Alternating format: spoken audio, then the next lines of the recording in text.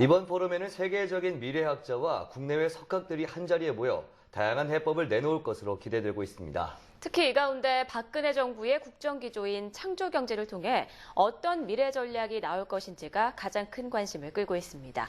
이 세션을 이끌어갈 미래창조과학부 윤종록 2차관이 YTN에 출연해서 미래전략 포럼에서 나눌 이야기에 대해 밝혔습니다. 함께 보시죠.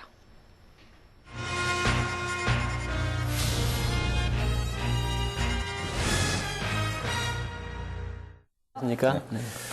자, 우선 미래 전략 상당히 중요한 거 아니겠습니까? 네. 가정이나 국가나 그럴 이 전략을 세우려면 이제 현재 우리가 이제 당면한 이제 문제가 무엇이냐 그 진단이 우선 중요하지 않겠습니까? 네. 지금 우리 경제 발목을 잡고 있는 건 뭐라고 보십니까?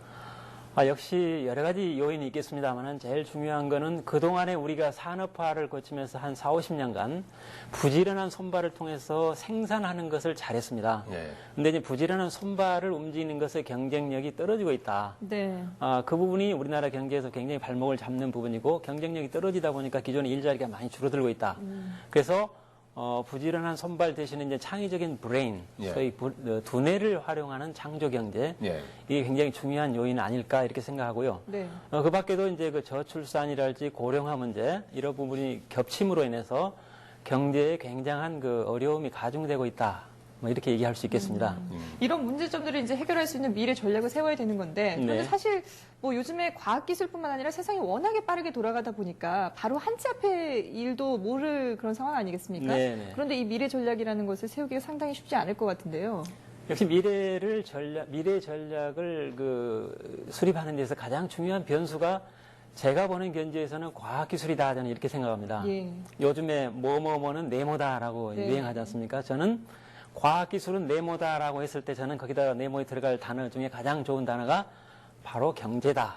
과학기술이 바로 경제다. 저는 이렇게 생각하고 네. 따라서 앞으로 우리 국민의 그 우수한 두뇌가 과학기술과 연결돼서 새로운 경제를 일궈 나가는 것 여기에서 아마 미래의 어떤 그 트렌드를 발굴해야 되지 않을까 이렇게 생각합니다. 예. 그러면 이제 내일 포럼에서 윤종록 차관께서 이제 다루실 주제도 이제 바로 이제 창조 경제를 통한 이제 미래 전략입니다. 네네. 둘 다 조금은 좀 저희가 이제 이렇게 볼 때는 익숙한 그런 건 아닌데. 네. 그러면 창조 경제, 과학 기술이 경제다 이렇게 말씀을 하셨는데. 네. 결국 그 경제의 요체가 이제 창조 경제를 말씀하시는 건데 창조 경제가 우리 경제의 대안이 될 수 있다고 보시는 건가요? 저는 창조 경제 외에는 대안이 없다 이렇게 단언합니다. 예. 아까 말씀드렸듯이 우리가 자원이 있는 나라 같으면은 자원을 근간으로 해서 계속 부가가치를 만들 수 있겠지만은 네. 자원이 없는 나라가 부가가치를 만드는 것은 결국은 과학기술을 통해서 새로운 세상에 없는 것을 만들어서 새로운 특허를 만들어낸다거나 또는 새로운 비즈니스 모델을 만들어내는 것 외에는 대안이 없다. 그러나 우리나라는 자원은 없지만은 두뇌는 굉장히 우수한 민족이기 때문에 네. 여기에다가 상상력이라는 자극을 가해준다면은 상상력이 과학기술과 접목해서 창조경제라는 씨앗을 만들어내고 그 씨앗이 아주 비옥한 디지털 토양에서 다양한 서비스나 솔루션으로 이렇게 발전하는 것 여기에 답이 있다 저는 이렇게 확신합니다. 예. 그렇군요.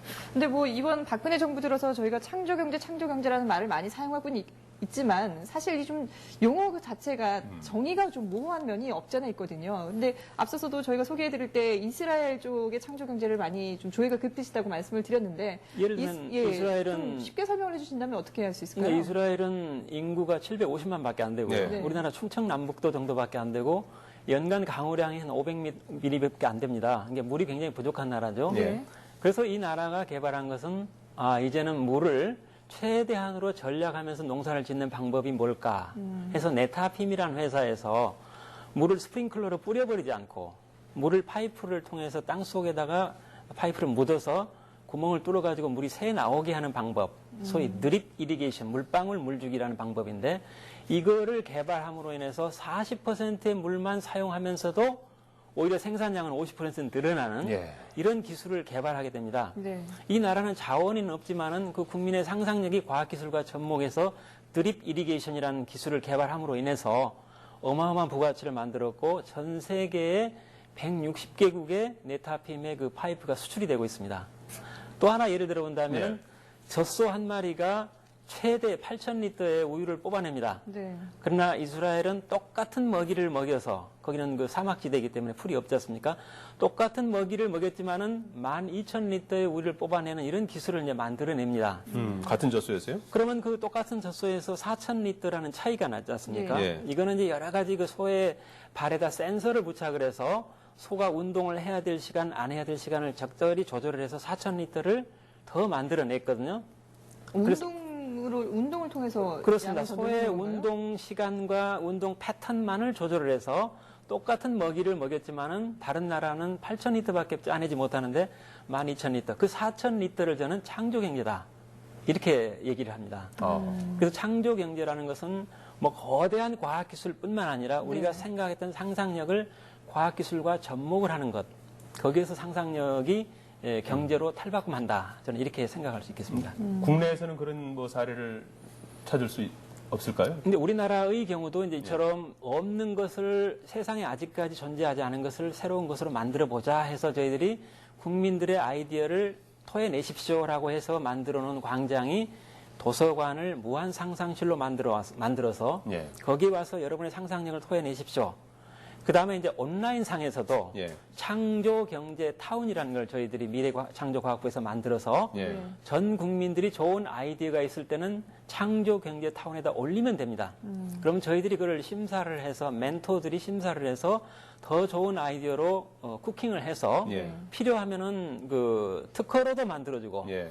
또 더 좋은 기술은 대기업하고 연결을 시켜서 사업으로 연결시켜주는 예. 이런 것들을 같이 하고 있습니다. 이런 그 상상력이 이제 과학 기술과 만나면 창조 경제가 될 수 있다. 그렇습니다. 이렇게 보시는 것 같은데요. 그러면 우리나라는 그동안에 그러면 과학기술을 활용하지 않은 경제냐? 아닙니다. 우리나라는 이미 과학기술을 활용한 경제를 가지고 있습니다. 예. 그러나 우리나라 국민의 1% 정도가 R&D, 과학기술을 하는 국민들이고요. 나머지 99%는 그동안에 경제에 기여하지 못했습니다. 그래서 저희 미래창조과학부에서는 1% 과학자의 연구개발, R&D에다가 나머지 우리 국민의 99% 가정주부, 학생, 퇴직자 포함해서 99% 국민들의 우수한 상상력을 같이 자원화하자. 그래서 1%의 R&D 플러스 99%의 I&D, Imagination and Development. 예. 이 두 개의 합의 창조 경제다. 억지로 얘기한다면 거기까지 얘기할 수 있겠습니다. 예, 예. 그러려면 뭐 무엇보다도 좀 창조 경제에 대한 어떤 뭐라 그럴까 약간 냉소적인 그런 것들을 좀 걷어내고 네네. 많은 분들이 좀 참여할 수 있도록 유도하는 게 중요할 것 같은데요. 그래서 국민들의 상상력을 마음껏 토해낼 수 있는 광장을 저희들이 만들었고요. 예. 네. 그다음에 창조 경제를 위해서는 두 가지 체질 개선이 필요합니다. 예. 하나는 소프트웨어 중심의 사회. 예. 그동안에 눈에 보이는 하드웨어에 대한 가치는 우리나라가 충분히 인정하는 국가였지만 눈에 보이지 않은 것의 가치를 인정하지 않은 국가였는데 이제는 소프트웨어 인력들이 많이 양산이 돼서 우리의 상상력을 실현하는 도구가 소프트웨어입니다. 네. 그래서 앞으로 소프트웨어 산업을 많이 육성할 계획이고요. 그다음 두 번째 체질 개선이 글로벌라이제이션입니다. 세계화. 아무리 좋은 아이디어도 한정된 우리나라의 시장에서 사업을 하기는 버겁습니다. 네. 그래서 어떤 아이디어든지 간에 국내뿐만 아니라 전 세계를 지향할 수 있도록 저희들이 아이디어를 세계화할 수 있는 그런 시스템을 갖추고 있습니다. 그런 것들이 그럼 중장기적인 전략인가요? 아니면 단기적인 전략인가요? 그건 중장기적인 전략이고요. 예. 단기적인 전략으로는 우리 어린 아이들이 영어가 세계어다 해서 초등학교 영어를 가르쳤던 것처럼 네. 앞으로 21세기를 살아가기 위해서는 소프트웨어, 소위 컴퓨터 랭귀지도 21세기 중요한 랭귀지다. 그래서 저희들은 초등학교 아이부터 그러한 새로운 랭귀지, 컴퓨터 랭귀지에 접할 수 있는 그런 기회를 만들 수 있도록 그렇게 하겠습니다. 예. 자, 내일 화이트 미래 전략 포럼이 열립니다. 지금 그 윤종록 2차관은 내일 이제 이 창조 경제를 통한 미래 전략에 대해서 내일 이제 네네. 연설하실 예정인데 그 내용 일부를 좀 들어보는 시간을 마련했습니다. 미래창조과학부 윤종록 2차관이었습니다. 고맙습니다. 고맙습니다. 네, 감사합니다.